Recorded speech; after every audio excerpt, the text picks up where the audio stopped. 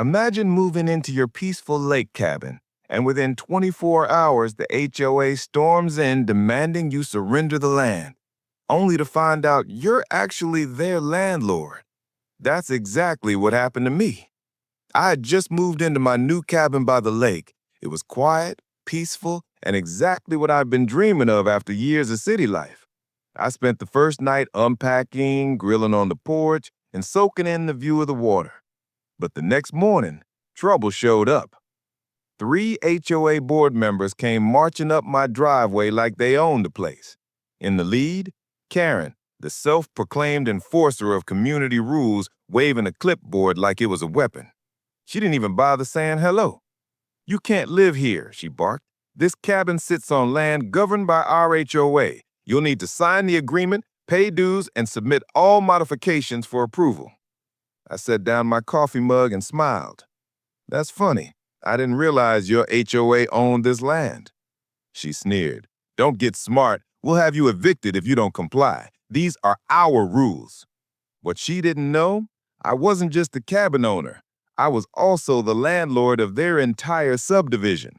Years ago, I bought the surrounding parcels of land that their HOA leased for community use, their clubhouse, their private pool, even the roads.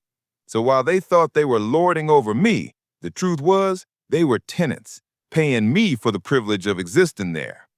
I let Karen finish her rant before pulling out a folder.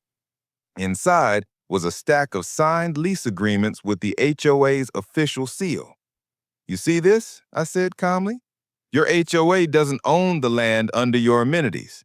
I do, which means when your lease renewal comes up, next month, by the way, I'll decide the terms." The color drained from Karen's face. The other board members suddenly looked very nervous. Fast forward a few weeks, at the lease renegotiation, I raised their rent by a staggering amount, and when they tried to protest, I reminded them that they'd threatened to evict me from my own cabin. The neighborhood residents eventually learned the truth. Karen and her board were humiliated. Within weeks, she was forced to resign, and the HOA had no choice but to play nice with me if they wanted to keep their community standing. So now, every time I sit on my porch watching the lake, I smile knowing Karen's HOA pays me just to function.